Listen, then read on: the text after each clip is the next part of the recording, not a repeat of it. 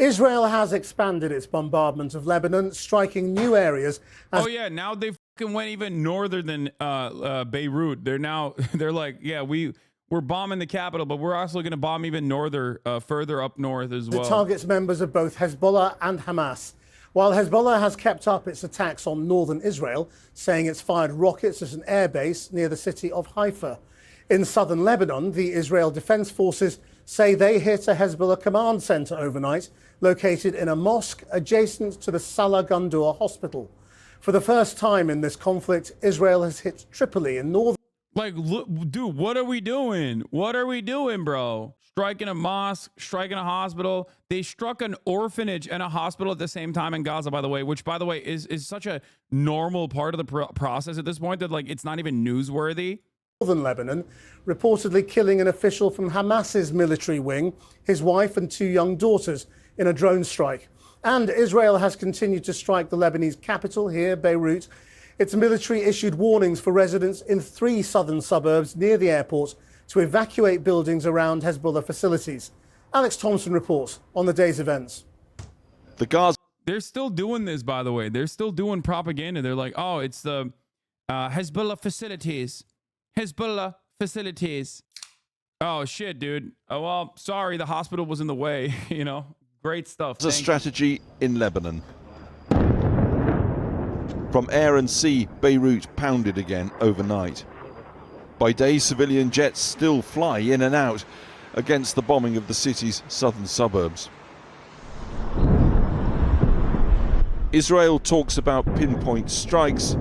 The Lebanese Health Ministry says more than 2,000 people have been killed so far across the country, including 127. Yeah, they're double tapping healthcare workers. Healthcare continues to come under attack. In Lebanon alone, 28 health workers have been killed in the last 24 hours, says World Health Organization Chief Tedros Adhanom Ghebreyesus during a press briefing in Geneva on Wednesday. More than 1,600 people have been killed and more than 1 million Bro, okay, October 7 numbers, we've passed it. Hezbollah, by Israel's own design, has the right to defend itself. Significantly larger civilian deaths, by the way, in comparison to October 7. October 7, 400 military were killed, 800 civilians were killed, some of which were killed by Israeli, Israeli security forces anyway. But regardless, let's say all 800 are killed by Hamas and the Palestinian Resistance Force. Israel's done genocide in Gaza. Does this mean that Hezbollah and the Lebanese forces have a right to defend themselves? Do they have a right to defend themselves? Can they now do genocide in Israel? Of course not. Of course not. I don't think that is right anyway. I'm not saying that at all. But just understand, if there was if the morality was evened out, that is how this situation would be analyzed. Displaced, including 350,000 now living in shelters and 160,000 who have crossed the border into the Syrian Arab Republic. Healthcare continues to come under attack. In Lebanon alone, 28 health workers have been killed. It's so funny that people still like grab on to the only counter to all of this shit, like the glaringly obvious realities, the only counter to any of this is to basically just go, la la la, can't hear you, Hasan supports terrorists. That's it. Like, you have no answer for this. You have no way of being able to justify this. So you just go, nah, they're terrorists, they're barbaric, they're terrorists. Like, you just repeat what Benjamin Netanyahu is saying, and that's it. In the last 24 hours, many health workers are not reporting to duty as they fled the areas where they work due to bombardments. This is severely limiting the provision of mass trauma management and continuity of health services. We had planned to deliver a large shipment of trauma and medical supplies tomorrow to Lebanon. Unfortunately, this has not been possible due to the almost complete closure of Beirut's airport. WHO calls on all partners to facilitate flights to deliver much-needed life-saving supplies to to Lebanon. Has anyone ever asked any of the State Department press secretary ghouls to define the word terrorist? I mean, I'm sure there's a way that they can dance around it. It doesn't matter. They literally dance around all the death and destruction that they fund and facilitate on a daily fucking basis. They don't give a shit. They literally are operating on the same boundaries that Israel's operating on, which is that these are the bad guys, Israel's the good guys. It's that simple. Children, 261 women. They called the World Health Organization Hamas because the elected president of World Health Organization Executive Board is a Qatari woman. Oh, nice. Qatar elected as president of World Health Organization Executive Board. Hanan Mohammed Al-Kuwari. Well, there you go. You can't trust them. Arabs are of one mind, famously, according to famous Israeli scholar Benny Morris. 4 major hospitals and 32 medical centers in Beirut and across the country completely out of service now due to Israeli strikes. Israel claims Hezbollah fighters were using them for positions. Overnight, Israel claimed to have killed a Hamas commander, Saeed Attallah, his wife and 2 daughters in the coastal city of Tripoli in northern Lebanon. Defiance against Israel on the ground. We say that this resistance will continue. This is the path for martyrs. This is an enemy who commits criminal acts against our people. His death independently confirmed this afternoon. And then, of course, the funeral.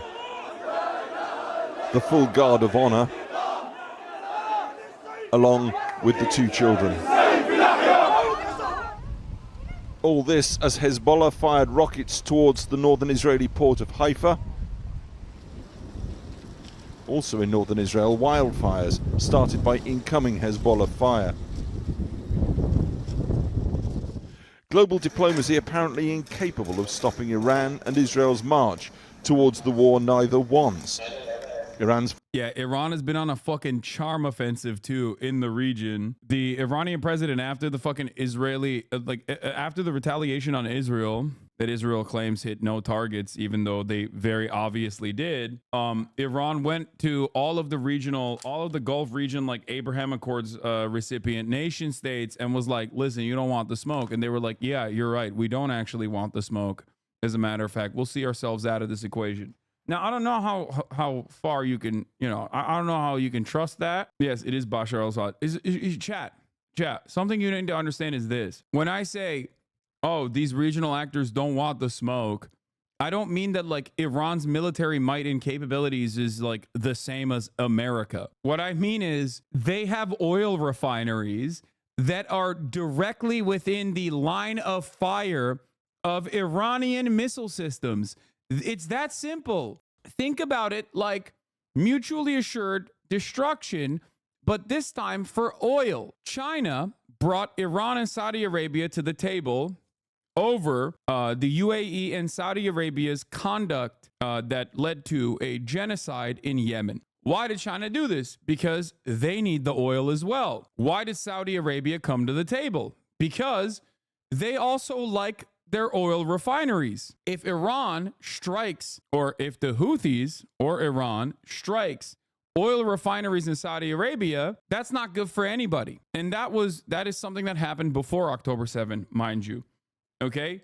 It's a massive amount of leverage that Iran has as a regional actor. So for them, they're like, okay, yeah, we have a security cooperation with the United States of America. We use their weapons, but also we don't want you blowing up our fucking oil refineries, because if you blow up our oil refineries, then, our economy is cooked and the entire global marketplace falls apart.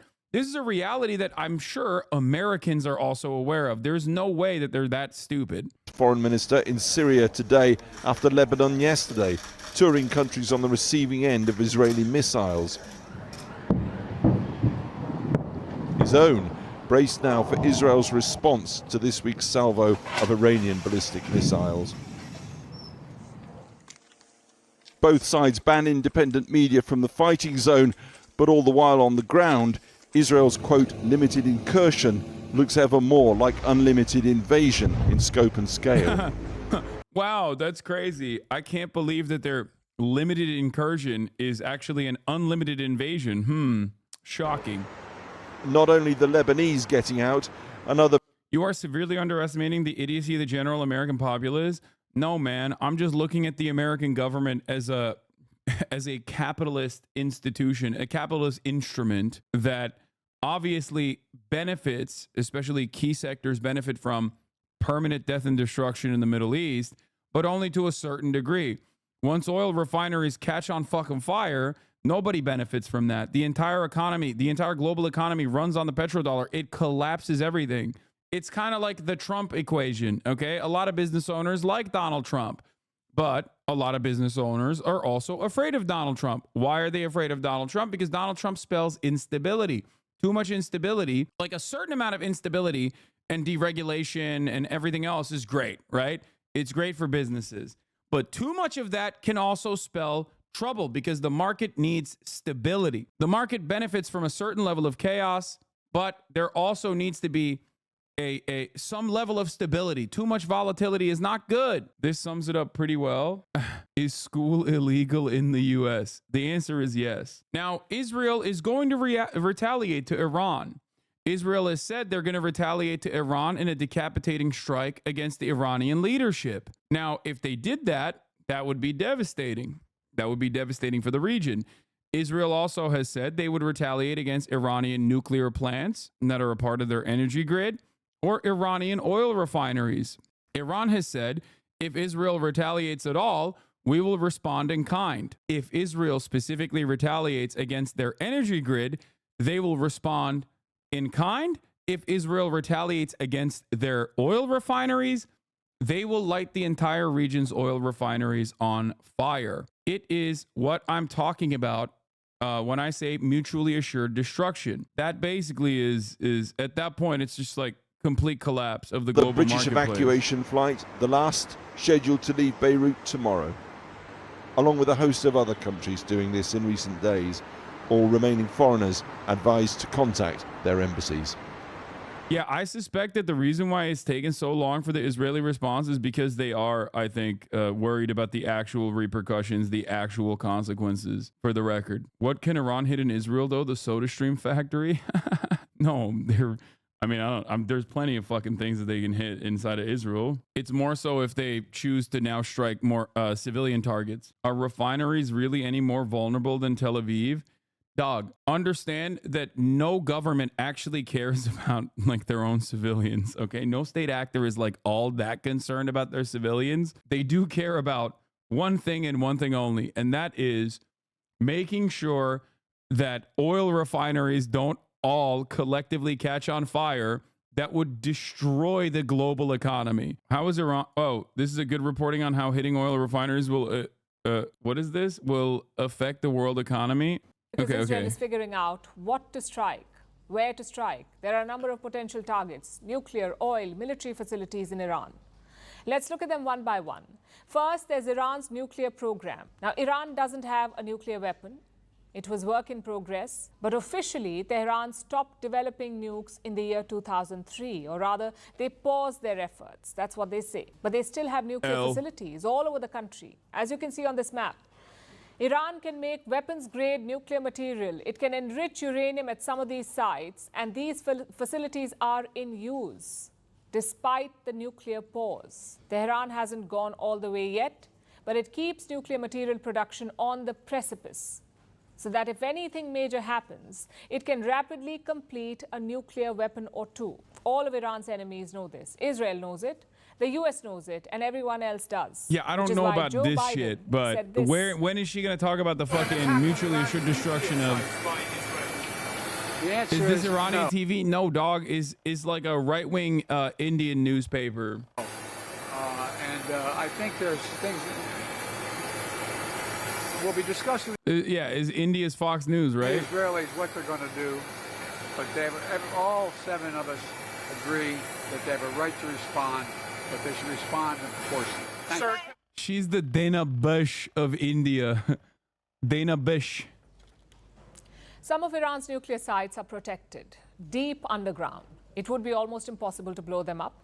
So if Israel manages to blow up one nuclear facility, Iran can ramp up production at another and develop a working nuclear bomb in a matter of days. Okay, this part is the least significant part in this story, especially because, like, who cares if they have a nuke or not? I don't give a shit. Okay, because with the current conventional means that they have at their disposal, they can still blow up oil refineries. Are they going to talk about that or not? That is why Joe Biden doesn't want Israel to go after Iran's nuclear sites, because that is an all or nothing gamble. If even one site is still functional, then Iran will become the world's next nuclear power. That is why Israel probably won't target Iran's nuclear facilities, at least not seriously. But they could conduct a symbolic strike at one of the smaller facilities, just to show Iran that Israel can attack their nuclear sites. And this was suggested. Dog, we know Israel can attack their nuclear sites. Israel has the capacity to attack anywhere and everywhere around the planet. It's just like we know that already. I think that's an expectation. That's precisely the reason why the Iranian nuclear facilities are deep underground, specifically without outside of the reach of like conventional bunker buster bombs even. Like, I think people know that. People understand that. People have geared their defenses against that. The real question is, why are you watching Garb Time? Someone linked it to me. By a former Israeli prime minister. His name is Ehud Barak. He said this was a possibility, and it won't be a first. Israel did something similar in April. After Iran launched its first missile barrage in April this year, Israel responded by attacking an Iranian facility near the city of Isfahan. The attack was close to an Iranian nuclear site, even though it wasn't directly targeted. The point I'm trying to make here is that it doesn't matter. Iran could be moments away from developing a nuclear weapon. Iran could have a nuclear weapon. That part is completely inconsequential in the grand scheme of things, because the current weapons that they do have, that we know they have, are capable of striking oil refineries, which would be, I would just go so far as say, almost as devastating as a fucking nuke. Israel basically let them off with a warning, a symbolic show. So a direct but limited attack at a nuclear plant could be an option, at least according to Israel's former prime minister, even though it is risky. But Netanyahu has other options too, including going back to the basics. Israel could just target military facilities, airfields, drone bases, missile silos. It could even go after production facilities, target Iran's drone and missile factories. It isn't flashy, it isn't extremely sophisticated, but it will send the message. And technically, this is the only thing allowed according to the standard rules of war. But Israel hasn't really been playing by any rules lately. And what will really hurt Iran is going after its pocket. Would you support Israel striking Iran's oil facilities, sir? We're in discussion of that. I think that would be a little, anyway. That looks like another Biden blooper. He revealed that Israel is thinking about attacking Iran's oil facilities. Biden said discussions are ongoing. Is the U.S. discussing this internally? Are they holding discussions with Israel? Biden did not confirm, but it seems that attacks on Iranian oil are a possibility. So let's turn to the map again. I want to point to something here, okay? The Modi supporting right-wing Indian news anchor lady saying a Biden blooper is once again a hilarious demonstration of the one thing that Biden ran against Trump on successfully, which was that he would restore the confidence in our international allies and cooperators as like and restore America's role as like the global hegemonic power that is the world police. And Biden has failed on that so spectacularly. Like, every single person that is inside of the periphery, inside of the sphere of influence of the United States of America, basically has recognized that this old man is getting dog walked by Benjamin Netanyahu, at least like in the way that it is interpreted. These events are interpreted by everyone else, where it is hilarious to watch the guy who was supposed to, you know, unlike Donald Trump, bring about stability to a chaotic reign. And now everyone sees him as a fucking old man who's asleep at the wheel, who's getting dog walked by Benjamin Netanyahu, who does whatever the fuck he wants. And when Biden says like, oh, this is a target this is a red line that we don't want Netanyahu to cross, Netanyahu crosses it anyway. They literally see what They see Biden's threats to Benjamin Netanyahu, or Biden's red lines that Benjamin Netanyahu, as a promise. I mean, which is a correct interpretation, of course, a correct interpretation of events, but pretty funny overall to think that it's coming from the administration that was supposed to rebuild America's squandered reputation that Donald Trump destroyed at the global stage. Really cool and really funny to experience, in my opinion. He did it. He did NATO. Iran is an oil-rich nation. It has drilling facilities, refineries, and export terminals everywhere. But the sites you're seeing are only the major ones. Israel's most obvious target would be the Kurg oil terminal. It's on an island in the Persian Gulf, removed from the Iranian mainland. But more importantly, it's Tehran's biggest export hub by far. The Kurg oil terminal handles more than 90% of Iran's exports. That's millions of barrels every day being converted into essential funds to keep Iran's regime afloat. If this export stops, Iran gets hammered economically. But this will also have a domino effect. Iran mostly sells oil to China. This is the part. If Tehran is forced to stop, Beijing will look elsewhere, causing prices to surge.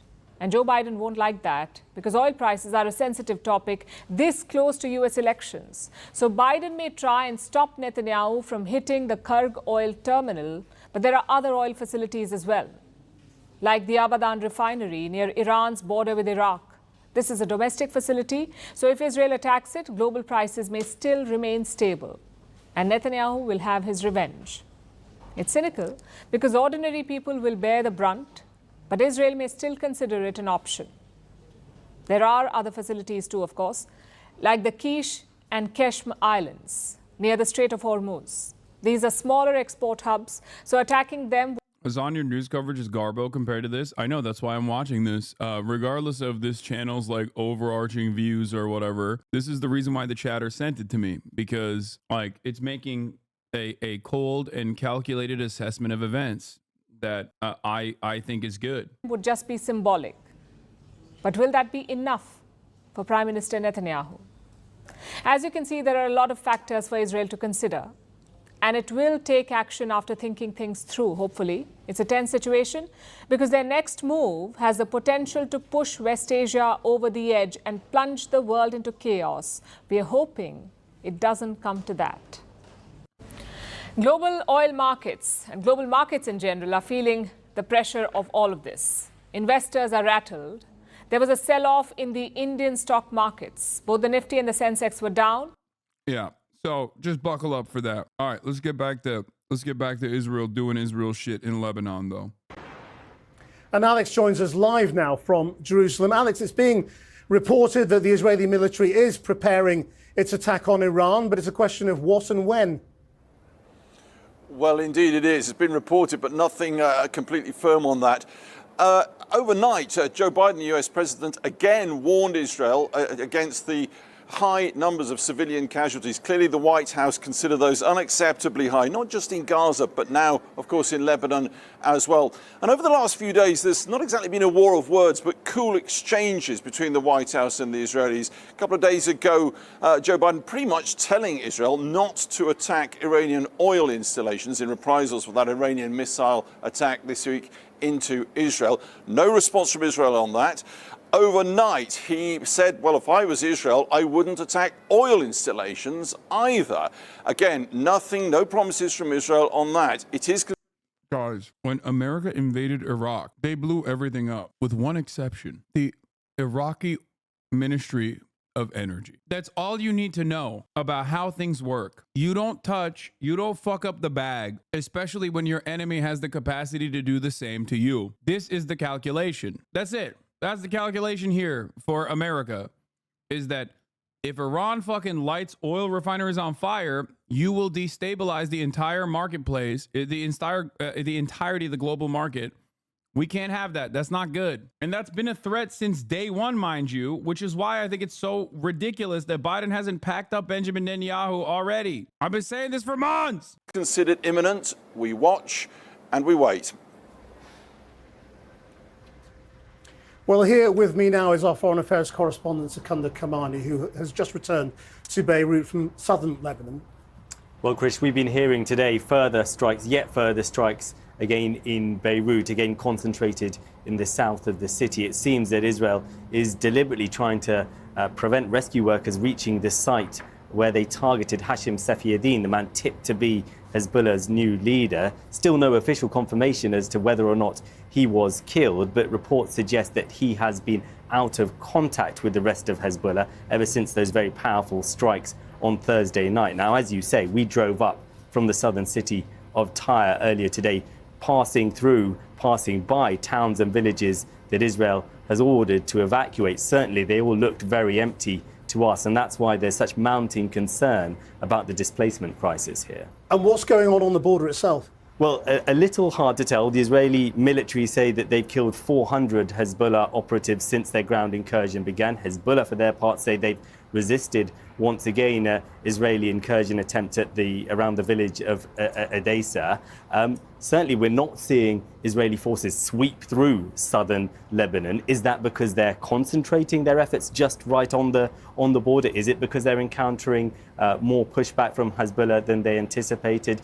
The Israeli military officials have been telling reporters in Israel that they want to try and wrap up the operation as soon as possible, potentially even within a number of weeks. One Western official I was speaking to today, though, expressing fears that we're just at the start of an open-ended conflict. Thanks, Secunda. Well, in the last few minutes, the Israeli military spokesperson hasn't shed any light on when there will be strikes, saying their response to Iran will come at a time Israel decides best.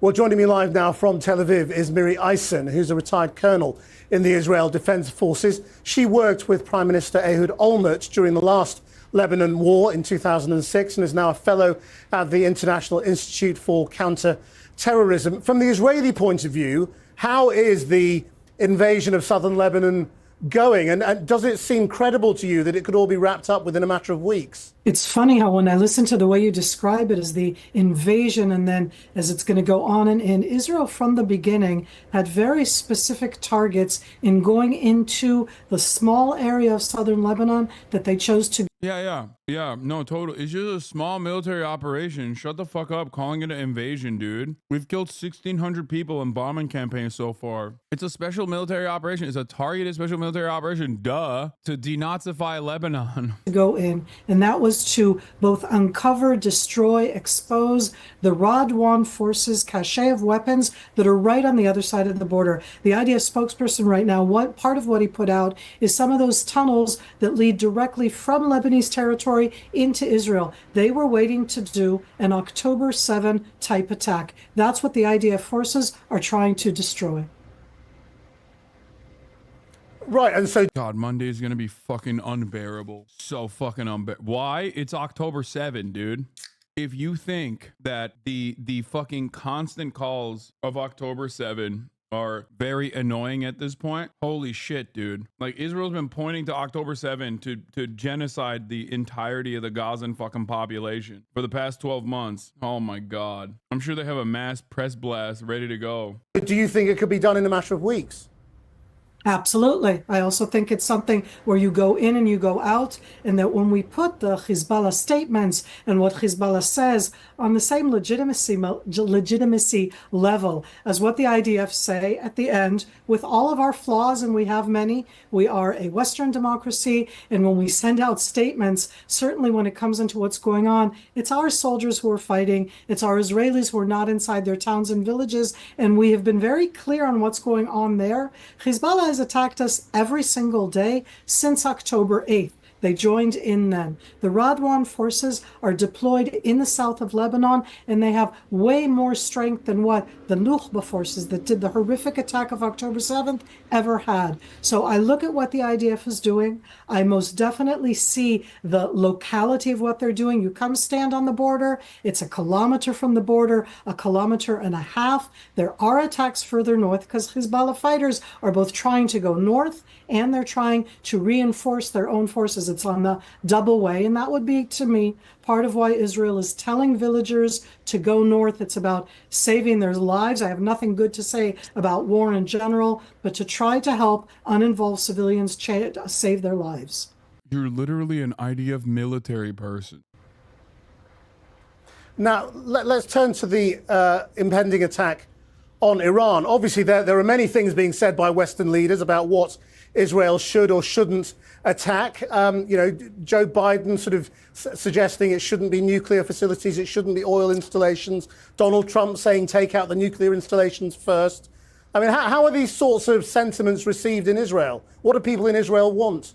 So we're on a Saturday night. We're at the end of a long Jewish holiday. It's our New Year. We've all been in the Jewish holiday from Wednesday evening, and this is after the Tuesday night attack direct from Iran. So we're sitting here in that sense, looking around and saying, what will happen if they kill the Iranian leader is a question that someone asked. I think a lot of people here think that like the Iranian population across the board despises the leadership, which many do, for good reason. And even if they do hate the Iranian leadership, they still also would absolutely treat an Israeli assassination of the Iranian leadership as a direct foreign military operation, which is what it is. And it would only reaffirm the support for whatever the Iranian leadership looks like after this decapitation. It would be an act of war. It would galvanize the most reactionary elements of Iranian society. It's the same principle behind the Ansar Allah administration. The greatest gift for the Houthis in Yemen was Israel's genocide of Gaza. If you want to look at it in like cold and calculated terms without like thinking about the morality of it all, if you were like a hater of the Houthis or Ansar Allah, which many people were inside of Yemen, right? They all basically unified under the Ansar Allah banner in the aftermath of Israel's genocide of the Palestinians. These are people who have experienced genocide themselves by Western forces. So when the leadership structure was like, we're going to do everything in our power to resist American imperialism, resist Israeli imperialism, and we're going to shut down the Red Sea, obviously when that happens, people are going to be like, yeah, no, these guys are doing the right thing. And beyond that, obviously, there's still plenty of like real popular support for the Ayatollah as well. I know this from the greatest comparison I can make here is Turkey. Recep Tayyip Erdogan became profoundly popular. He's always retained like at least 51% support throughout most of his reign. Now that is going away in the last couple of years due to hyperinflation in the country and whatnot. But in the aftermath of the coup that happened in Turkey, the failed coup that happened in Turkey, he was able to put together a referendum and change the constitution of the country, implement martial law, and plenty of people were on his side because all of a sudden, people were like, okay, this is an outside force that is like trying to fucking change our affairs. This is not something that Americans can ever understand because at most, the only thing you fucking experience is like Russia buying like $2 million worth of Facebook ads or some shit. You don't really see it. Whenever a much larger force interferes in the affairs of a foreign nation in a devastating manner, especially one that leads to like death of the civilian population, if that force already has like a decent amount of popularity within the population, more and more people end up subscribing to the leadership structure, even if they were previously in disagreement with said leadership, even if they were previously fighting against the leadership. Does that make sense? I guess you could see that with like George W. Bush post 9/11. So to answer your question, if Israel was to successfully kill like a bunch of the Iranian leadership structure, there would definitely be chaos immediately because there's plenty of people that are genuinely and understandably resentful towards the current leadership in Iran. They would probably put down those protests in unimaginably violent ways, and then they would move forward with their destruction campaign against Israel. We are in a multi-front war, but we've been there, sir, for many, many months, almost from October 7th. The Yemen Houthis joined in. The Iraqi Shiites have fired at us. The Shiites in Syria, let alone Hezbollah from day one, Hamas, and of course, Iran. So when we talk about the response, it's understanding that we are in a multi-front war, but the one that's behind all of the weaponry, the UAVs, the suicide drones, the ICBMs, the cruise missiles, all of those come from the Islamic regime of Iran. So I think we all expect an attack. We don't say not. The Islamic regime of Iran, Khamenei, this Friday, stood and both praised the October 7th attack of Hamas. And when we talk about they're all in it together, what they all, I want to say, have in common, to me it's such a horrible thing, have in common is that they want to destroy, annihilate the state of Israel, and they physically are trying to do so. So I do expect a response. Israelis do expect a response, but I have no idea what that would be. Miri Eisman, thank you very much. Well, earlier I spoke to the Shadow Security Minister, Tom Tugendhat, in the UK, one of the 4 remaining Conservative leadership contenders who worked here in Beirut for a while before joining the army and serving in both Afghanistan and Iraq. I asked him, with Israel warning that its counterattack on Iran is imminent, what should Britain's message to Israel be? Well, look, we need to be offering leadership in the region, and that's why we need to be asking British citizens to leave as soon as possible and offering leadership in the region to make sure that Israel's response is proportionate and targeted. What does proportionate and targeted mean? Does that mean avoiding the nuclear sites, avoiding the oil installation? Bro, they're so Americucked. Like, that's a carbon copy. They are, dude, England is not a real country, bro. I'm sorry. The most America nation, holy Assad's government in Syria and their proxies in Iraq, they have murdered quite literally hundreds of thousands, maybe even millions of Sunni Muslims across the region. So it is in British interest that this war does not grow and become a full-scale regional conflict. That's absolutely right. It is in our interest to make sure that this is as controlled, as proportionate as possible. But let's be clear, the Israeli government has the right to protect its citizens. The Jordanian government has the right to protect its citizens. And others have the right to take action against these non-state actors. Look, the Lebanese armed forces moved quickly in the last few days to disarm and expel Lebanese Hezbollah from various areas, including areas like the airport, where they have formerly had control. Of course, all of this goes back to Gaza. Should Britain be more vocal in expressing its concern over alleged war crimes in Gaza? Britain should be doing everything that we can to protect and support the Palestinian people. And one of the things that we need to be doing is pushing for the two-state solution. Look, all of this relies on the respect for, of every single mouthpiece of like the American state or Western states is repeating the same fucking bullshit. Yeah. Trying to divide Muslims, by the way, Shia and Sunni. This is the latest instruction from Hasbara. It doesn't, no Muslim gives this shit, like straight up. I don't even think the fucking Saudis care that much. Like at this point, outside of like, you know, people in positions of power, and even then, like the pro-Israel sentiment is like diminishing. No one cares. First of all, Hamas is Sunni. They are at the heart of this. Palestinians are Sunni. Nobody gives a fuck. Only Westerners like talk about it on these terms. No one cares. Chatters, please stop. But the Shia and Sunni are already divided, not united. Okay? No. There is no like I wouldn't say that there is like a monolithic attitude towards anything in the entirety of the Muslim world, which spans across multiple continents and is, you know, billions of people. But even in the region, it's like the Houthis are a great example. They're Shia. Hasan take. Okay. Like a lot of old traditionals give a shit about the Sunni and Shia. No, dude. The Houthis are Shia, and literally one of the most popular groups in the entire region now. It does not matter. When it comes to Israel, it does not matter. Of course, the Israeli community, but also the Palestinian community. But what Hamas did in Gaza was utterly criminal.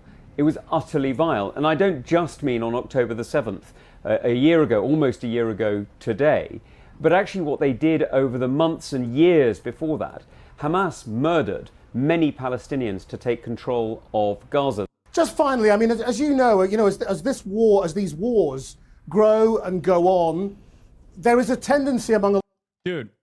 What is your takeaway from this? If not, only Israel gets to murder Palestinians, no one else. Like, this is his response to the Israeli war crimes, is that, well, Hamas has killed Palestinians too. Are you fucking complaining that Hamas is kill stealing? Like, what the fuck's wrong with you? A lot of people back home to look away and to say, look, this is the Middle East. It's the Middle East doing what the Middle East does. What is your message to people at home about why this matters to them? I mean, this kind of attitude was, I guess, like really silly if you were knowledgeable on the matter even after October 7, but like plenty of people weren't knowledgeable after October 7. So like they kind of got duped by this kind of sentiment. But like it's been 12 months, dude. 12 months of straight up hell. 12 months of death and destruction. Like I don't think anybody believes that at this point. Oh, Israel is trying to liberate Palestinians from Hamas. Like get the fuck out of here, dude. If you still believe that at this point, you don't care. Like you just, like, I don't think anyone that advances that argument is advancing it with sincerity. That's it. Well, look, Krishnan, I started my career as a journalist in Beirut. I was a journalist there from 97 to 99, and I was covering various elements of the wars in the south of Lebanon. And one of the things that struck me then and still strikes me today is that it's not foreign. It's not that far away. The reality is that the energy price spikes that happen when there's conflict in the Middle East affect us at home. And when we see rises in non-state actors like Lebanese Hezbollah, we see very often the threat of terrorism in the United Kingdom increase. And I can tell you as Security Minister that we were extremely conscious of the cooperation that we needed with our partners in the Middle East in order to keep the British people safe.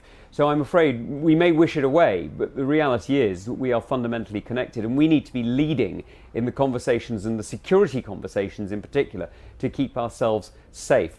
And that's exactly what the UK's position should be, because we should be standing with our allies and stopping these terror groups from getting any more oxygen or power or support from vile dictatorships like the Iranian regime that they've had for 40 years.